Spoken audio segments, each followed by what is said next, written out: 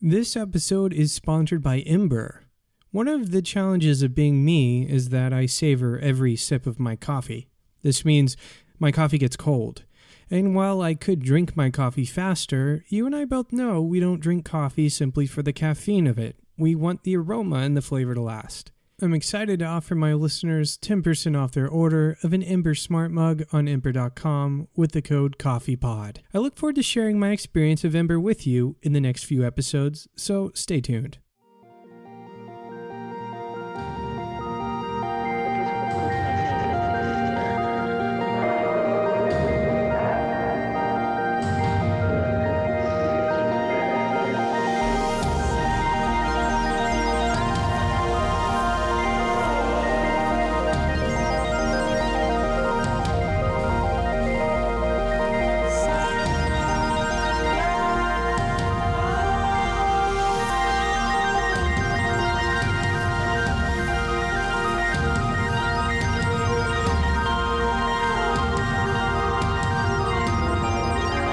You're listening to the Coffee Podcast. This is the Coffee Science series. Coffee science and research. I don't know if I subscribe to the metaphor of soft or hard sciences. I think it comes dangerously close to stigmatizing non-hard sciences, and while that may not be helpful to you right away, you may soon join me in this opinion, but maybe not. Sure, different sciences are different by definition, but at their cores I find the same critical element: research. It is not enough to wonder in the world of science. We must explore our wonderings, and how we explore those wonderings and what conclusions we draw from our observations matter immensely, not to mention how we present those conclusions. Dr. Jennifer Ferreira is a geographer, a social scientist, and began her work looking at labor markets and economic development. She is currently Coventry University's principal investigator, aka lead researcher, for the Cafe Spaces project, which focuses on the development of the cafe industry. She will introduce us to the topic of research for the Coffee Science series. And I first started to look at sort of the different roles that coffee shops had in different cities and different places, and kind of the different community roles they could take. And that led me to then do some research about looking at how the industry itself was growing, because I was kind of doing the research about this at the time when coffee shops were expanding quite rapidly, particularly here in the UK and in other countries too.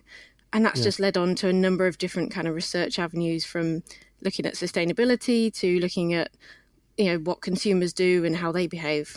From your perspective, what is research? How would we boil it down, and what is the point of it? For me, it's about finding out about the world, finding out about how places work, about how people interact with the places they live. I think research is quite a personal thing, because it's about people get motivated to research different things about what they want to find out about. For me, it's about finding out about places and people and how, they make the world work, really. In your line of work in the social sciences, is there the idea of sort of having a hypothesis and testing it, or is there a different maybe angle or way that we go about doing that? Actually, that's a really interesting question, because again, it depends. There are so many different approaches you can take in research. So I currently work in a business school. So I have, working in a business and management environment. And there are lots of scholars and academics who do like to have hypotheses and they like to test them. It's not the kind of research I do. I tend to have my work is based around research questions, and I go about trying to answer those using a number of different methodologies, rather than setting out to have a hypothesis that I then test with particular models or anything like that. Could you give us an example? What's the difference between, say, like a hypothesis and then questions? Like, what would be the difference? It's kind of hard to differentiate that in my mind. Yeah, so I guess if you have a hypothesis, you have an idea about something you want to test. You have an idea about something that is happening in the world. So say, for example, you have a hypothesis that COVID-19 has had a negative impact on coffee shops. That's your hypothesis. Mm-hmm. And you'd go out and test that, and you'd go and look at, the income from coffee shops. You go and look at the number of COVID-19 cases, and you could go and try and test that hypothesis. My approach would be to ask, what impact has COVID-19 had on coffee shops? And that way I would go and look at a number of different elements to try and explore the different elements of what was going on there, rather than focusing on perhaps one specific element.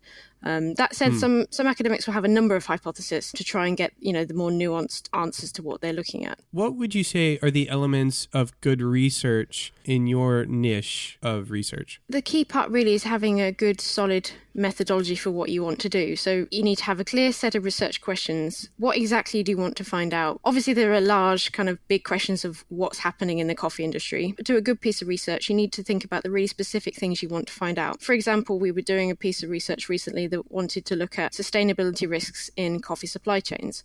We decided to look at one specific coffee supply chain so we could try and look at more specific elements of what was going on. And then within that, we broke things down to look at, a research question that focused on what was happening at one end of the supply chain, and then another question that looked at the other end. So trying to break down some of these issues and topics into more manageable chunks. And then within that, you can work out what methods you're going to use. Now, again, every academic will have their preferred methods of ways of doing things. If you talk to biologists and chemists, they're going to have a different set of what they class as good research methods to what I would use, which would be more qualitative, talking to people, doing surveys, going out in the field and doing participatory research. If I was to ask the reverse question, what are clues to bad research?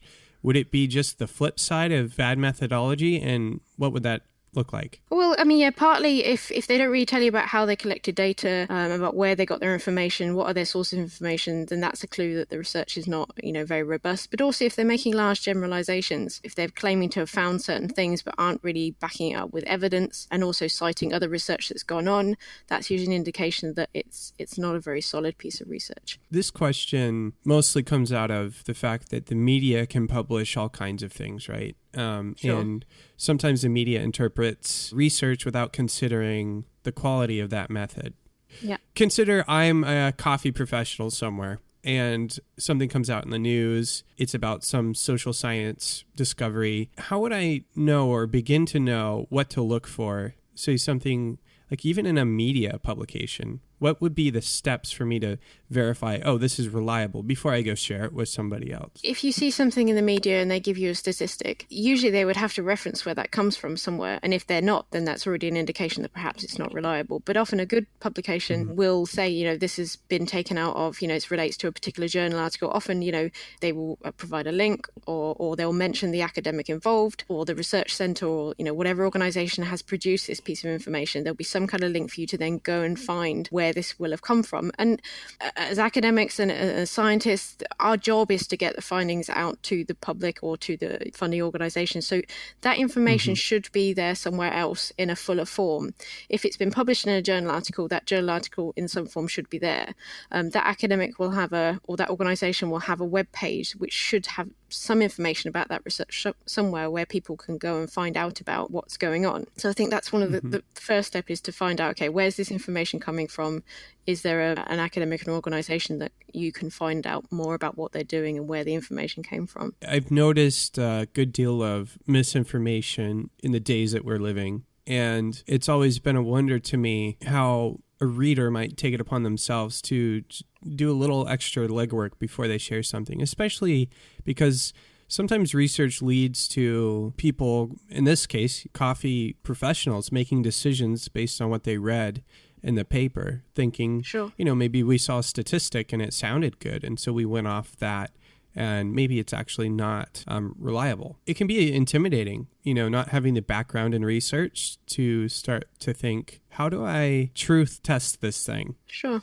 The reason for that question is really to see if we can get comfortable, just all of us, with following the breadcrumbs. And, that looks like it was a large sample size. And it looks like there were a lot of data points that look reliable or what have you. What does it mean that correlation doesn't necessarily mean causation? Let's talk a little bit about cause and effect. What have been your observations with cause and effect in your field? It points to the kind of different research types that can happen. So in a lot of my research, I'm not looking for a particular causal relationship, although sometimes these things do come up. So if you're collecting a lot of quantitative data and you've got data sets, for example, about amount of money being spent on coffee per week, and you've got some data on growth of coffee shops in a particular location, you could put that into a graph, and there might be some kind of correlation statistically about the amount being spent and the amount of coffee shops. But that doesn't necessarily mean there's any kind of causal effect going on there. Just because two things are increasing doesn't mean that one is having effect on the other. However, there are cases where the amount being spent on coffee in an area and the number of coffee shops going up is likely to have a relationship. And that's this idea, there's an association between these two types of data, but it doesn't necessarily mean that there is a cause and effect. And I think if you look at some of the more the biological and chemical sciences related to the research around coffee, and particularly like the medical side of, perhaps the benefits of coffee and things like that, you often see different types of articles coming out. One saying, drinking more coffee has benefits. Other research will come out saying perhaps it's not quite so clear. And that's because they're using different data and they've got lots of different patterns going on in their data, but they can't necessarily prove that those two pieces of data are linked. Yeah, the idea of association not being a cause relationship can be, I think, surprising or confusing for those of us first getting into looking at these relationships. And the famous example that I remember, at least in my head, was the idea that there was some research done in the U.S. where they found obesity and having breakfast were inversely related. So that, people who had breakfast seemed to not have issues with weight. Yeah. And somebody brought up the idea of, well, if athletes are working out, wouldn't they eat more breakfast? The idea of, well, it could be that, you're eating more breakfast because you are already in a place, right? But there were a lot of media papers trying to push the idea that if you eat breakfast, you will avoid health issues with your weight. And so... Sure. And again, it depends on what sample of people were they looking at. Was it a representative sample of the population? Did it include athletes? Did it, and did they break down their data looking at different demographic groups? Those kind of things, because then you might get very different patterns. I now have a question specific to your studies. We talked a little bit about how it might look different, in the social sciences versus something like a biological science or what have you. Sure. Can you give examples of maybe something you might see studied in biology and how that might compare to a study that you've done, sort of like a method by method kind of way? So in terms of the research that I do, in terms of methods and of what I'm looking at, is I'm trying to understand how and why the business and the coffee industry grows and why it does so in different places in different ways. And to do that, I tend to talk to people. So I do a lot of interviews, and through that, I gather a lot of qualitative data. So I do the interviews and then get them transcribed, and then I'll code them looking for themes and ideas and the kind of answers to my research questions based on what I've got from the people that I've spoken to. Sometimes I will use a survey as well, which I've done in some recent research when I'm trying to get access more people, try and get a larger sample of data that I can't physically do by going to talk to people one by one. And also in terms of traveling around the world to get that data, sometimes it's quicker to do a survey. So they'd be my kind of two primary research methods, but then I'll sometimes complement that with, if I do go somewhere, I can use photography as a visual form of data collection to try and look at what's going on. I mean, that's a pretty standard social science kind of group of methods that you could use in geography or business or management or any of those. But if you had someone in the sciences, mentioned, biology, chemistry, they're probably more likely to run experiments. They're going to want to, again, we mentioned about having hypothesis. They're going to have a very different approach to what they want to find out. They may much more likely to have a quantitative approach to what they want to find. They want the numbers, they want the quantitative evidence of their findings. And equally, if you go over to a historian, will go and look at archives, will have a different approach to how they try and collect their data. I think people who are not in research tend to expect causality to be the main point of research. Yep. What's the cause of something? Have you experienced that in your research, or people sort of demanding the why of things? And that question's asked. The question of why things are happening is asked a lot. Something that's come up in my research has been, well, why have we had this growth of coffee shops over the last kind of decade? Why have people been shifting their coffee consumption to wanting more specialty coffee, for example? I think it's partly in human nature to want to understand why things are happening, but I think research can be broader than that, to think about, a bit about why things are happening, but I'm also interested in the impact it has on certain people. So I'm interested in, if we're going to have a broader spread of coffee shops in a particular area of a city, what's that going to do to the communities there? What impact is that going to have on the labour market? What impact is that going to have on various parts of the supply chain? So I think why certain things happen is a really important part of research, but I actually think there are other elements to research that are important too, thinking about the broader impact of what's going on in the world. Well, my next question is related to sustainability, and I say that, I use the word sustainability broadly as well. Yep. So it's not as a means or a cop-out to say, like, it doesn't mean anything, because it certainly does. But as an industry facing serious challenges in sustainability, the main ones I can think of would be economic and we have the issue of environmental sustainability as well with climate. Sure. Yep. Why might it be important for us, for our listeners and coffee lovers globally, to have a grasp of the value of the research that there is, but more specifically, let's talk about your research and why is it important that it's executed well and that we interpret this properly as well. Sorry, that question ended up being like 10 minutes long. I don't know why. No, it's fine. No, and it's a really important question. So sustainability is one of these kind of broad kind of topics that encompasses so many different things. And actually what we have been doing recently in research projects is to look at what are the sustainability risks to coffee supply chains. We've been trying to map these specifically for supply chain between Indonesia and the UK. And it's actually such a really complex topic that there are loads of different elements. And it's important for people to understand that there are lots of different elements and different parts of the coffee supply chain and actually how they're all connected. And people who are interested in coffee at any stage of the supply chain can have an impact on some of these issues related to sustainability, whether it's at the consumer end, thinking about the quality of the coffee that you're buying and you're drinking, and ensuring that that you're trying to get quality coffee and supporting businesses that have those kind of sustainable agendas. But also to understand that there are lots of other stakeholders involved, and a lot of the issues and challenges the industry faces are not simple to solve. Even in the news yesterday, I think it was, there was an article about how they found more coffee berry borer beetles in Hawaii. And, the spread of that, pests and diseases is a real sustainability challenge for the industry. And having an understanding of why that might mean in some cases prices of coffee changes. Whenever I talk to consumers, they're often quite confused about why coffee can be really cheap in some places and really expensive for other types of coffee in different places, and trying to explain about different coffee types and different coffee qualities and different origins and how that can have an impact is really important. So it's a bit of a long answer, but I think it's really important for people to understand that the coffee industry is really complex. It has loads of different people involved, loads of different processes involved. And if you can start to understand a little bit of what's going on, you can also start to understand how, we can all have an impact to try and support that industry moving forward. There's so many things it encompasses. And sometimes for people, climate change, that's just such a big issue. How am I ever going to have an impact? Why?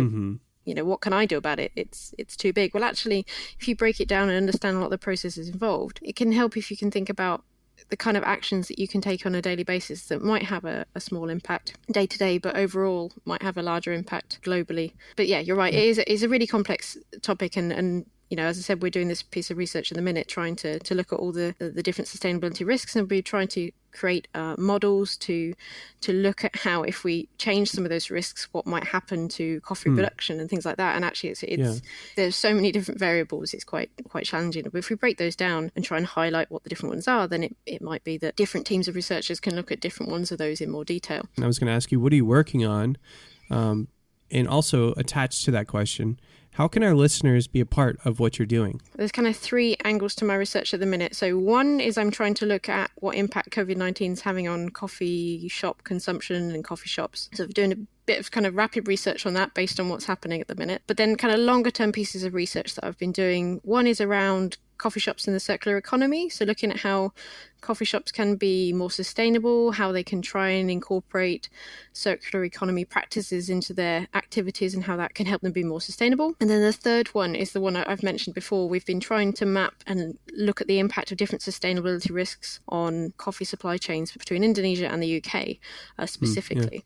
And then in terms of finding out about that, so I have a research blog, which I try and write on as regularly as possible, cafespaces.wordpress.com. And on there, I try and put links to sort of bits and pieces that I write as I go along. I just had a piece of writing put in the conversation, but I'll also then, if I have journal articles, I will put a piece on there to say, look, you can find the research here.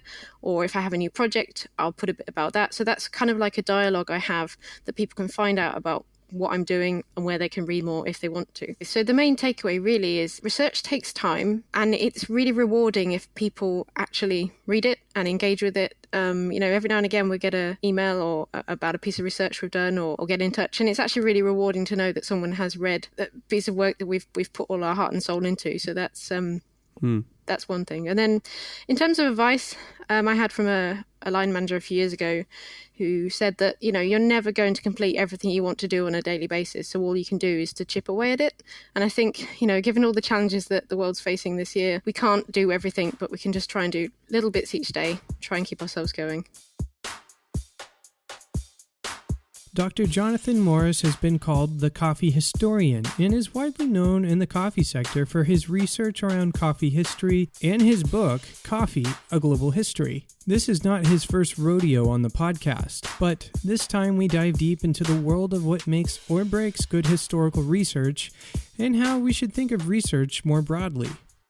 So, I guess I think of myself as a researcher first and foremost. I'm a historian. Historians, to write history, have to do research. Our definition of research obviously would vary from other disciplines, but in my case, and in the case of history, we would start by always thinking about the sources that we would want to use, mostly archival sources, what we would call primary documentation. So rather than looking at other people's accounts or other people's interpretations, we try to go back to primary historical data. And that, in a sense, is the essence of what historical research is about. So if you were studying for a research doctorate, for example, you would be examined on whether or not your sources, your primary source base, was sufficient and, credible in order to sustain the thesis that you were presenting. So we would be looking at the question of whether or not your sources,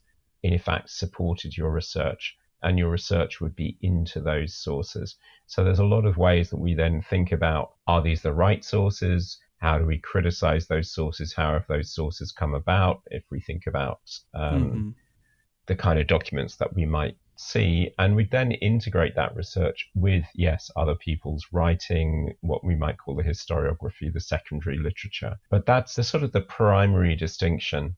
One of the things that interesting, you asked me about research in my career, is that I would say when I started, and probably when most people start doing research, they are very focused on that kind of research.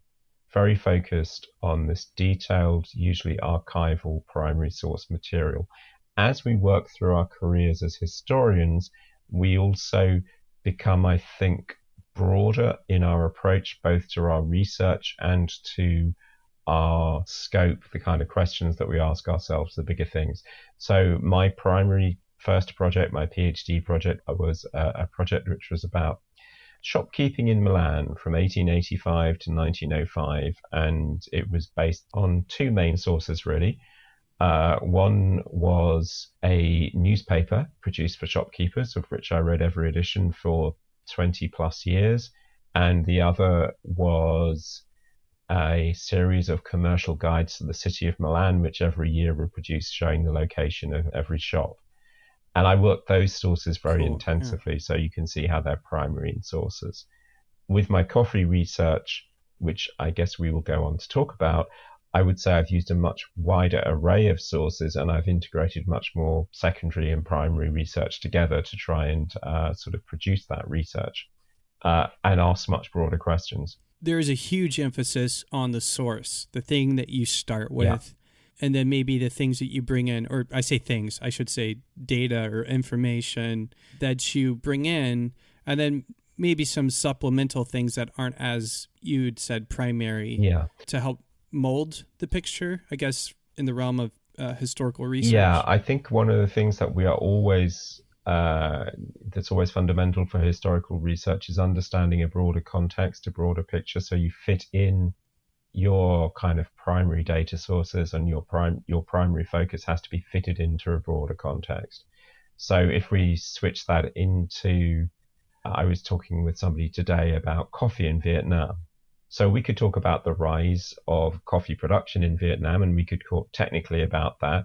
But as historians, we'd also want to talk about, well, who were the people producing the coffee? And then what was the context for the whole policy, the policy in Vietnam of basically settling peasants from what was North Vietnam into those central highlands, which had been very contested during the war, to create a stable population and giving them as their incentive for being there, growing coffee as the kind of the direction of the state.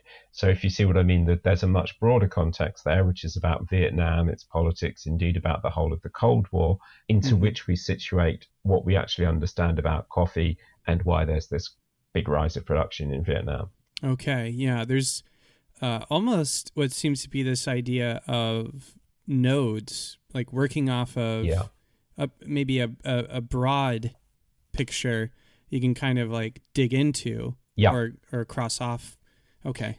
Yeah, we would both be looking at the broad picture and then situating, I think, what we would see, not so much as hypothesis. What we tend to do is think about research questions, and we might start with those questions on the basis that we have some ideas or something that interests us, and we gradually build out a set of questions around that. We place those in our context, and then we try and answer those questions. So you mentioned it's not like a hypothesis. It's not maybe asking the question or saying rather, I think this will happen. Well, obviously, because it already happened. Yeah. But are the questions more around why did it happen? Since I guess we mostly have the what when it comes to historical.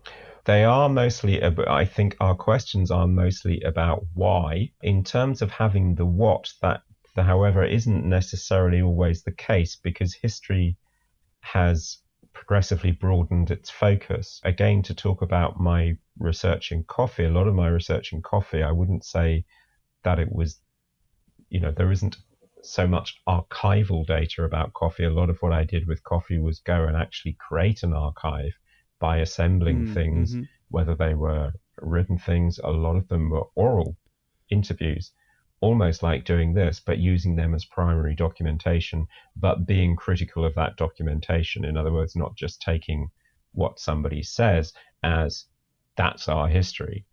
But I guess what I'm trying to drive at here is that we've ever extended the field of what history can deal with. So if you'd been thinking about history 50 years ago, most people were thinking about political history or studying that through the records of Parliament or whatever, or government studying them through the National Archives. Now we have a much, much broader understanding of what we think history to be. So in that sense, we also have to go out and look for the what to create those data sources that we then ask the why of. What is research, and what do you think the point of it is in your context? Wow, that's such a good question based on, I suppose the first thing about research is I think research, and this is also quite a difficult answer to give, research is, I would say, unbiased investigation, by which I mean when you start the investigation, you are open to whatever comes out of that investigation. So you don't go in with a predisposition to find a certain outcome. Otherwise, you effectively find the outcome that you'd already thought of. Research is function because of that, because it's based on a discipline that enables investigation, is to uncover, to interpret, to make available a sense and an ability to engage with topics. In the context of history, that means to engage with our past, because obviously our past is separate from our present. It's something we carry with us as part of our heritage. It influences what we do in the present, as you and I often talk about. But it is something that I think we research because it tells us something about ourselves and something about the way where we have come from, the way that we live.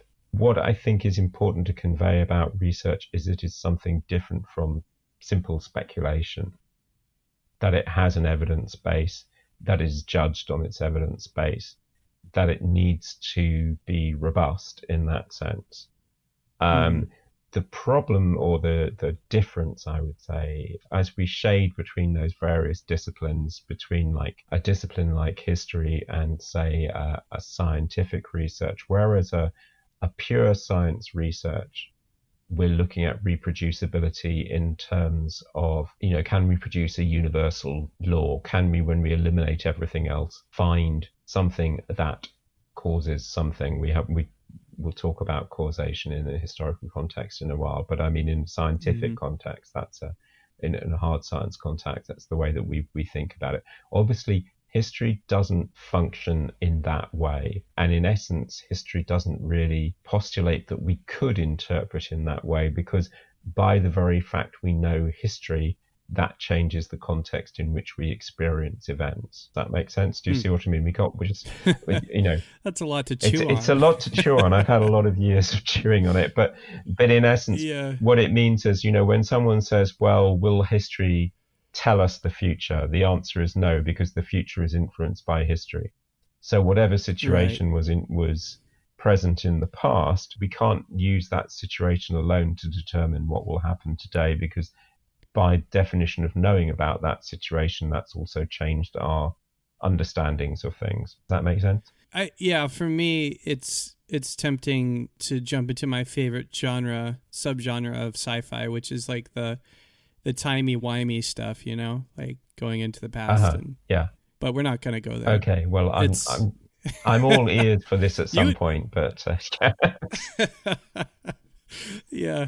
What are the components of research? So we talked about primary and sort of these like secondary and tertiary sources. What other components are there to research? Those are the elements of documentation, aren't they? So the other, I think perhaps the most important thing that we say in history is about critical engagement. It's about not just saying, okay, I've got a document here that says so-and-so did this, or someone's written that the Prime Minister writes that he did this action because of this. That sounds like that's perfect evidence, but it's not really, because there's always a reason why the Prime Minister wrote that, for which audience he was writing that, why he's presenting that particular element of a decision, but maybe not another one. So any document itself has to be thought of critically.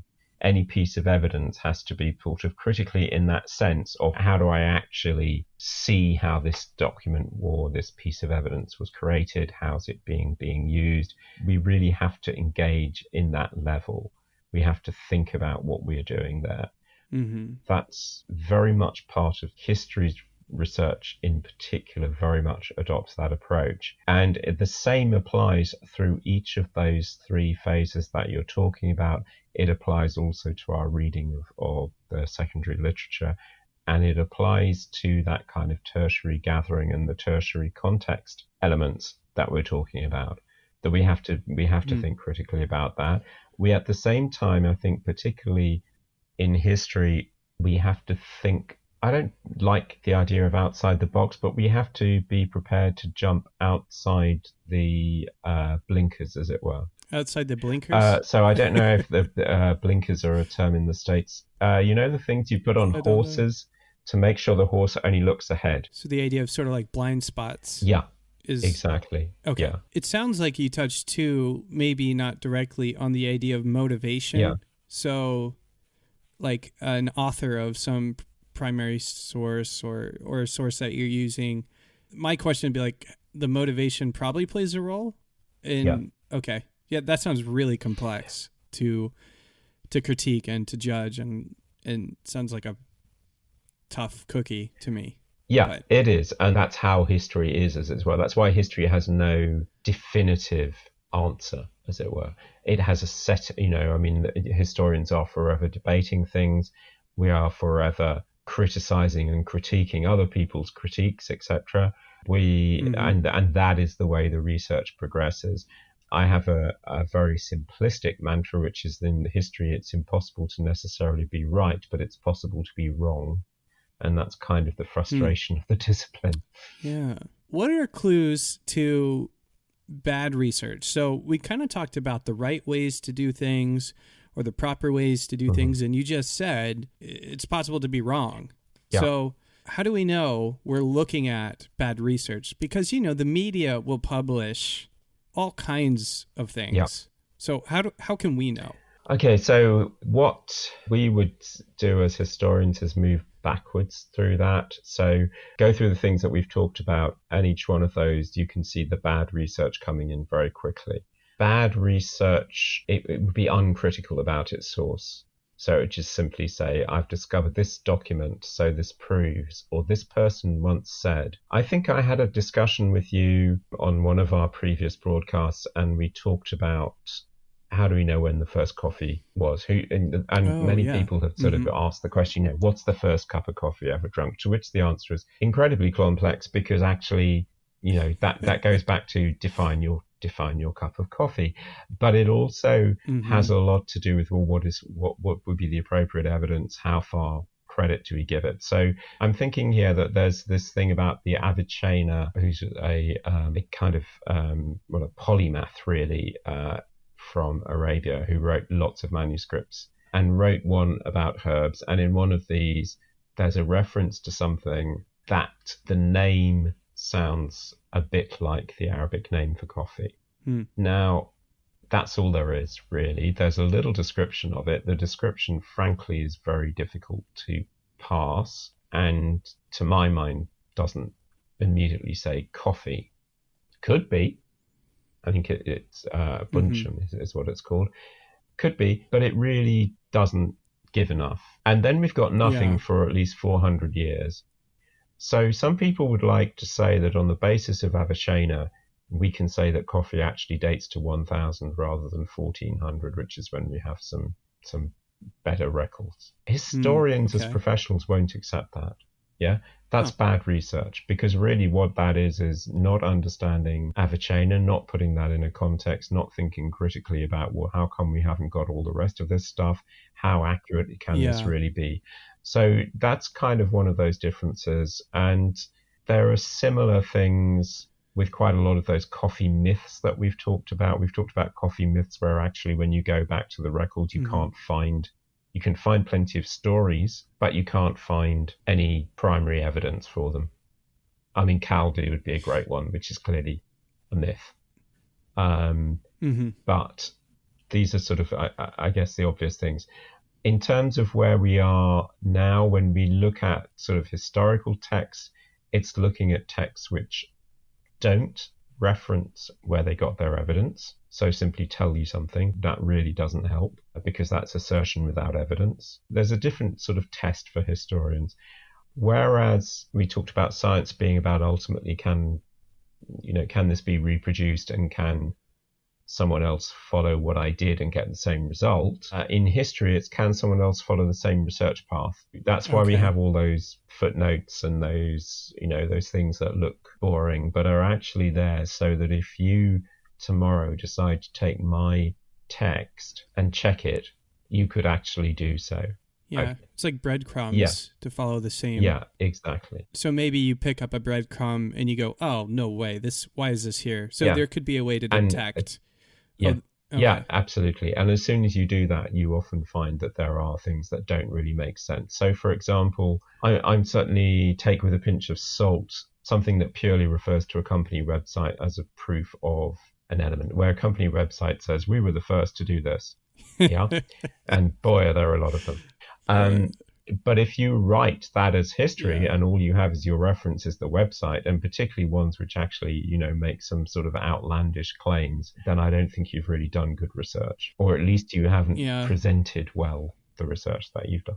I wonder if in the world of history, so if we hear something a claim that sounds outlandish, if the immediate feeling or response is that sounds outlandish, then we probably can start on that side of the fence, Yeah.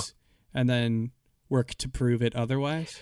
Like, to I guess get rid of our uncertainty if we're so unsure, kind of thing. Yeah, exactly. And I think that is what you need to do, is to look at really where does that claim come from? How real can that claim be stood up? How effectively can it be stood up? So I guess too, on the flip side, there's maybe this idea. I was just thinking of this as you were talking about. We talked about coffee myths. Everybody wants to claim in the first this or that, and in coffee history, the most ultimate claim would be something like the original coffee plant, Yeah. or the originally coffee this. Now, I would guess on the opposite side of bad research, or bad conclusions, rather, because I guess this is more about making conclusions, interpreting.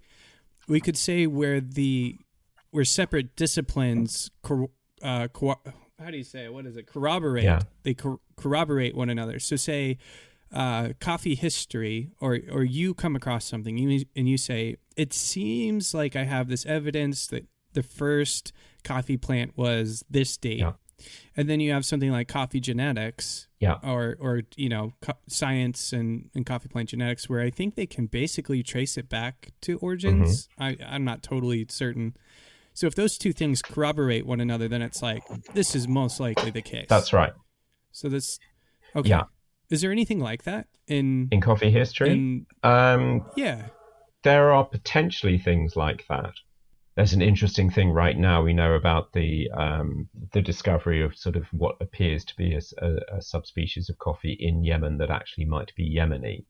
I'm not fully informed about that yet, but I mean that is a very interesting piece of research from the perspective of a coffee historian. That obviously raises a lot of questions. There are interesting things about tracing, which can be done more recently, I guess, those genetics of the varietals that we're beginning to discover and the subvarietals that are coming to the fore. So even geisha, for example, actually looking at the records of geisha, and when we first talk about it, and corresponding those to the genetic evidence that we might be able to require. I'm doing some research in a different thing where it's, archaeologists are trying to trace coffee beans at the moment. We can look at the material evidence that they create around the beans, put that in a historical context. What do we know about the history of the time? And they again might be able to do some genetics work or sort of diagnostic work, I guess, on the sort of the origins of those beans. So there are ways that those overlap very, very effectively, in fact.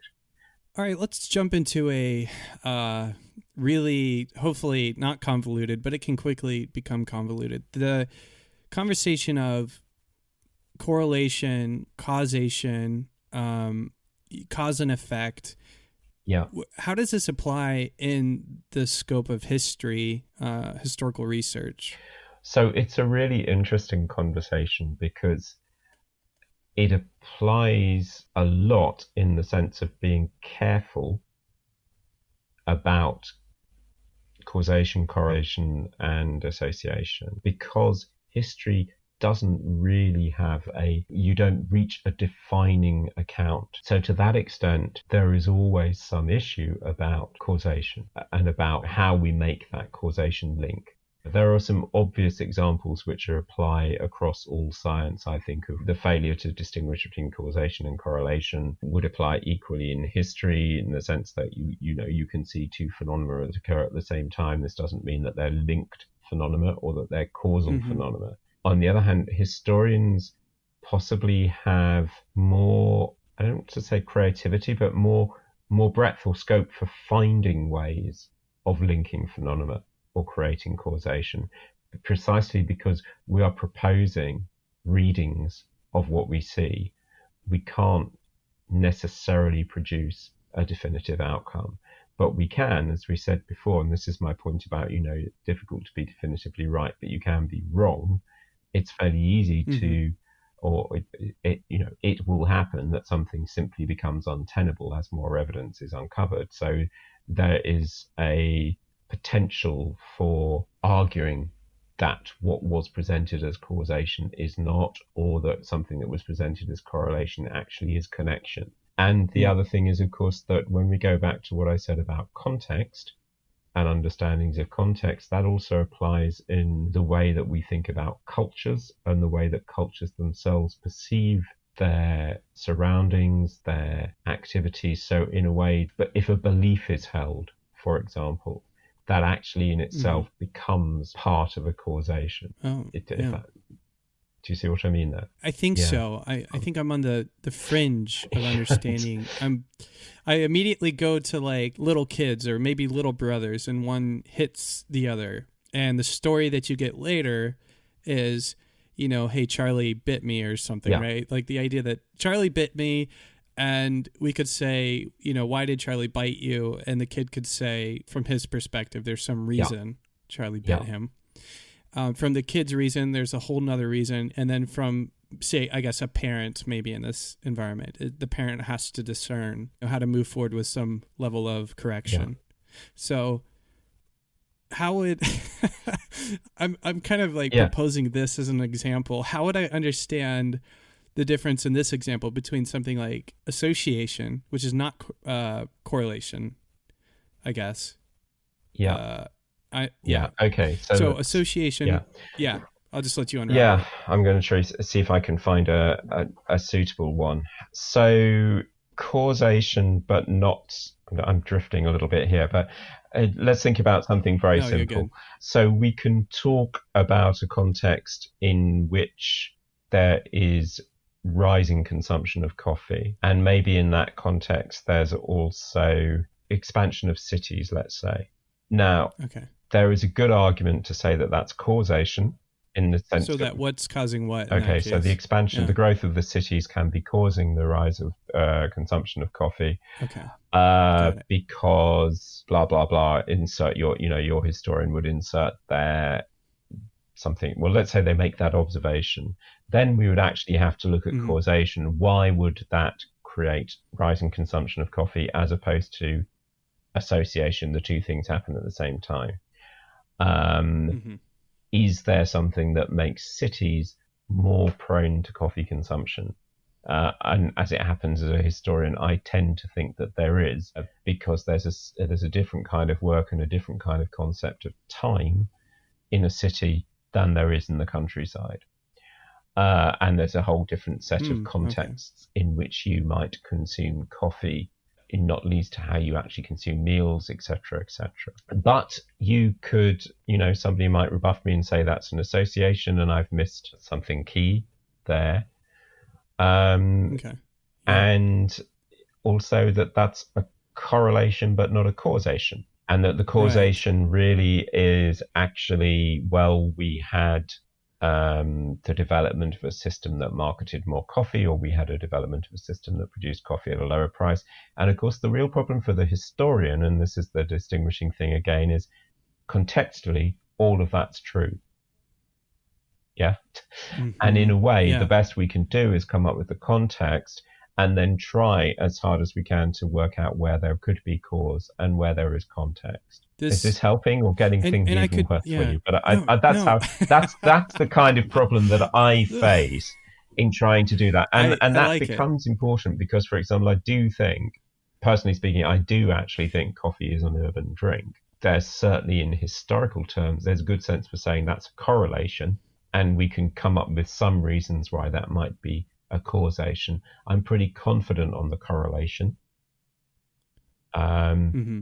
Moving to the causation, I'm probably pushing to find reasons for causation.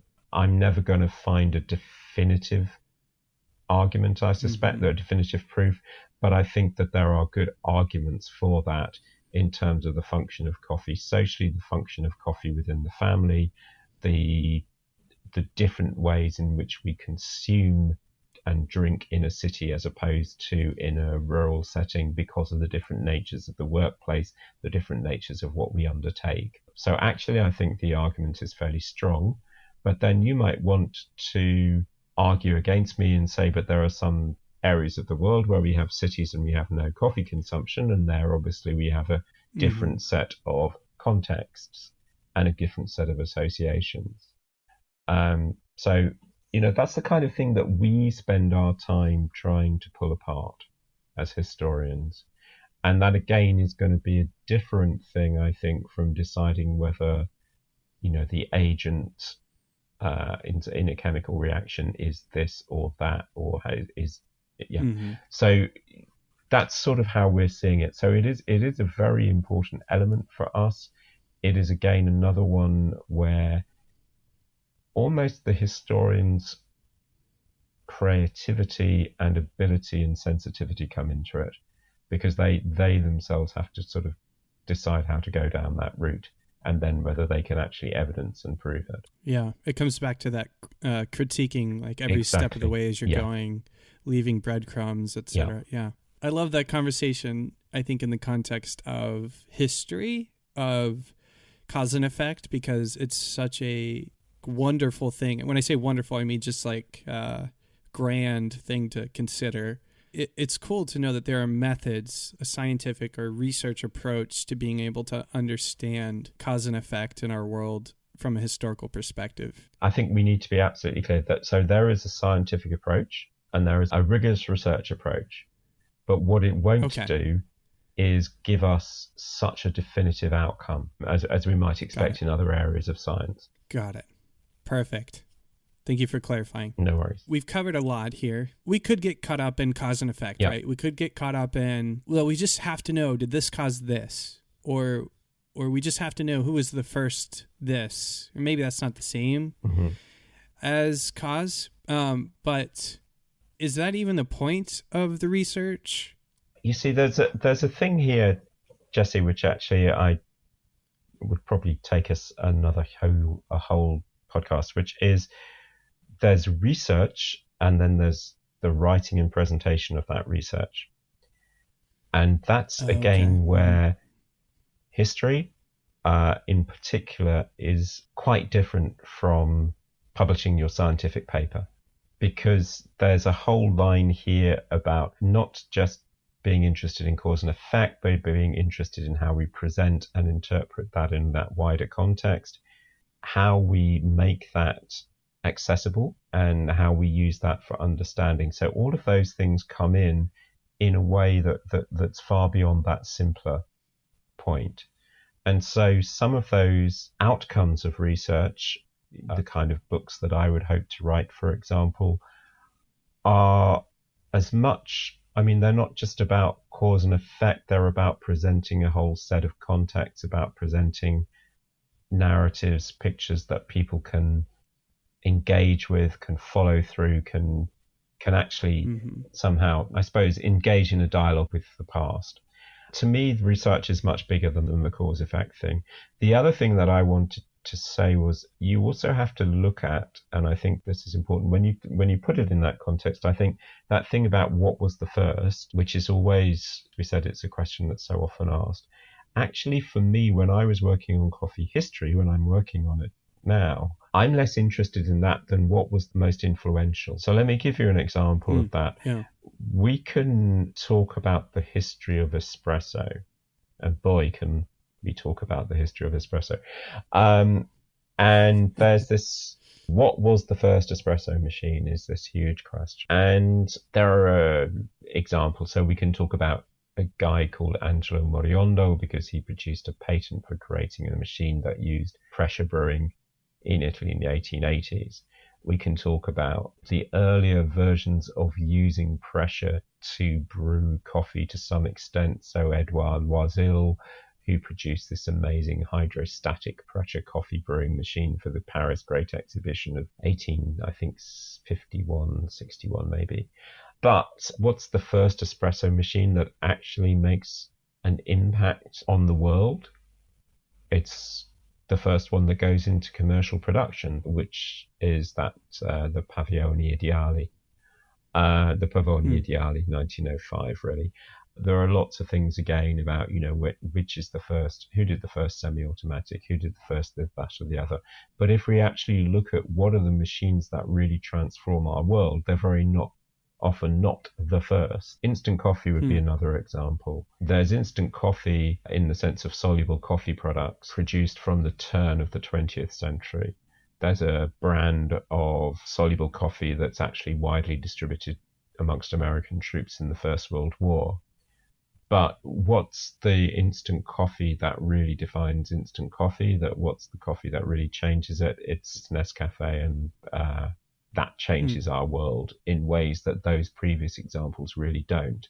So to me as a historian, what's the most important elements of the story is often not what might seem to be, well, let's just go and find the first.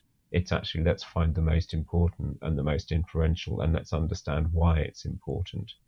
So for me, going back to espresso, I actually think in a way the most important machine is probably the Faema 61. Why? Because it actually is the machine that makes the Italian coffee, it kind of fits the Italian coffee bar and what creates the Italian coffee bar. Even though we've had plenty of espresso machines before there, because of the way it's configured, it enables you to run a coffee bar in a certain way that fits with the development and the context of what's going on in Italy to create a big boom in the coffee bar. Now, I think I've probably wandered quite a long way from your original question, which is beginning to escape me. But those are the sort of issues that I think research is important for, and helps us understand, and helps us understand in a different way. Yeah, I feel like I asked a sort of weak question and I got myself a much stronger answer to better questions. So I'm thankful for the... that's the historical method of the ramble. start and go through associated thinking. But nice. I think that's sort of how I feel about it. Why might it be important for our listeners and coffee lovers around the world to have a grasp of the value of historical research in coffee and how it's executed and how it's interpreted? I'd like to start it a slightly different way than normal by sort of saying, okay, well, let's think about sustainability and what we mean about sustainability. I kind of feel that sustainability is about actually being able to say, well, the way that we produce this coffee today, we'll be able to produce this coffee in 10, in 50 years' time without having detracted from our ability to do so over the interim period. So that's kind of about environmental sustainability. That's about economic sustainability. It's about social sustainability. All of those things come together in that question. If we went on doing this the same way, would we still be able to? And another element within that is actually understanding the heritage of the coffee and the meaning of the coffee. So the heritage in terms of where it's come from, in terms of the ways that this relates to where the coffee is produced, the meaning in terms of the meaning that we attach to coffee, the meanings that we create around coffee. And for all of those things, I think you need to look at history. There's some very specific elements of those sustainability questions where history also plays a key role.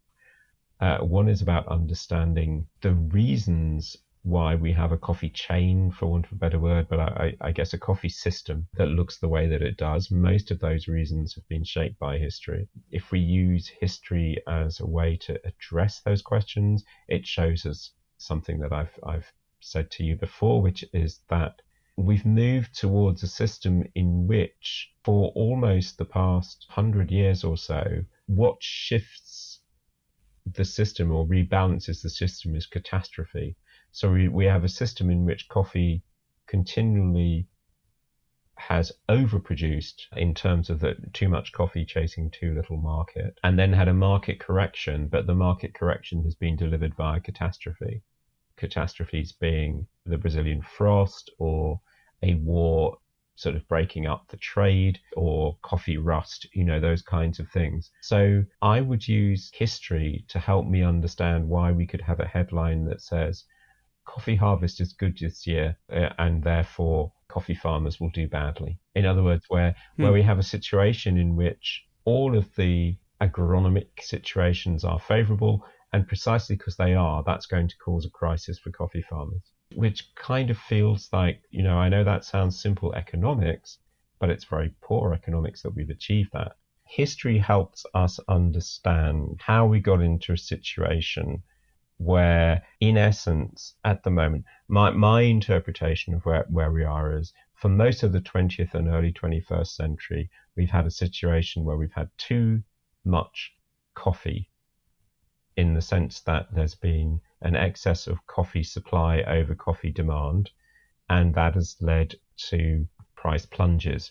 We've tried to manufacture, as we can again see through history, various ways of governance, quotas, exactly, and things, to try and manage those, which have not succeeded. And that again helps us to understand, well, why not? Because that looks like a simple solution. The corrections to that and the way that coffee has survived have almost been corrections that come with their own catastrophe, whether that is the frost in Brazil, whether that is coffee rust either in the incredible coffee rust of the late 19th century, or whether it's the coffee rust that hits Central and Latin America in the 2010s. These things corrected the market by taking out a lot of coffee. That doesn't seem like a best way to preserve sustainability, right?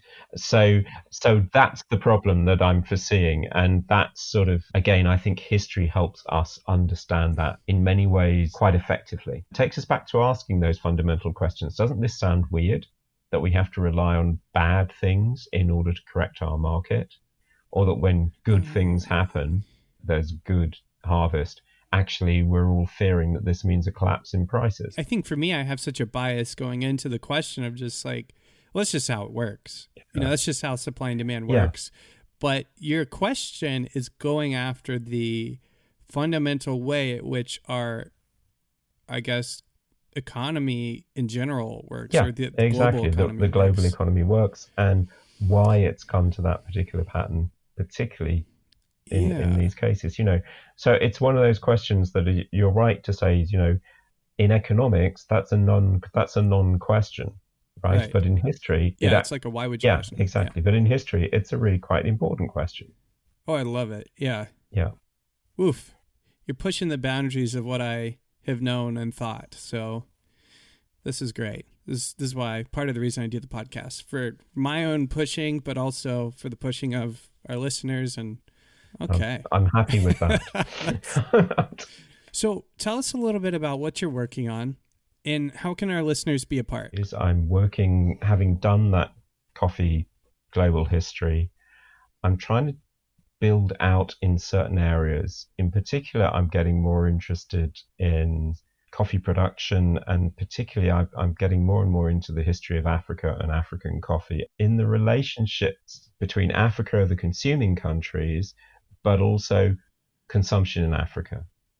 So there's sort of things that I'm thinking about at the moment are, what does an African coffee history look like to an African? What does it look like from below? In other words, there's a coffee history that tells us about the structures of the market, that tells us about the remuneration within that tells us about the output levels or whatever. But what about the actual experience of growing coffee? What about the experience and the meanings that are created around that, the heritage around coffee? And that's, I think, has something on two levels, because in the first place, and as I tried to show in the global history, Africa comes back into the coffee world the second half of the 20th century in a big way, closely linked to the growth in Robusta, though not solely, and linked to that sort of the post-colonial period, really, where coffee becomes a key element for the African states as an earner for foreign exchange. Well, that's interesting.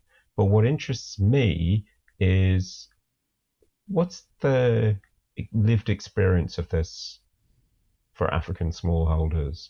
What's their identification maybe with the coffee that they're growing, and to convert that also into a question about Africa's consumption. African consumption is very low, and it's remained pretty low. We might be beginning to see some changes there. So I'm interested as to whether or not the heritage, that coffee history, which raises all kinds of questions about how we access that, how we document it, whether that also influences perceptions of coffee, whether that might change it. I think I've discussed with you previously how for a long time Africans really wouldn't have even tasted their own coffee. There's a lot of stuff, you often see those stories on sites about, we went and made the farmers their own coffee. So, but there are reasons why they'd never tasted that coffee. And those reasons have to do with the organization of the state basically preventing them from doing that. So how do we now see, can that be turned around? Can Africans become consumers? Because to go back to my question to you about when we were talking about sustainability, what's the way of changing that balance between supply and demand? Well, the other way is to boost demand. Boost consumption. Yeah. But we know that relies on perceptions and understandings of what we're consuming. We can't just parachute it in. What are the ways? So that's what I mean about history being an important thing for today, because history helps us understand the heritage and the thinking also into the present.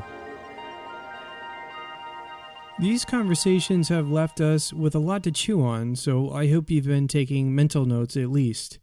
We'll continue in our next episode with an introduction to coffee science with respect to agricultural research, and you won't want to miss what has been called an incredibly overlooked aspect of the coffee sector. Remember to hit that subscribe button on whatever podcast platform you find yourself listening on. Thanks for tuning in, and as always, and until next time, happy brewing.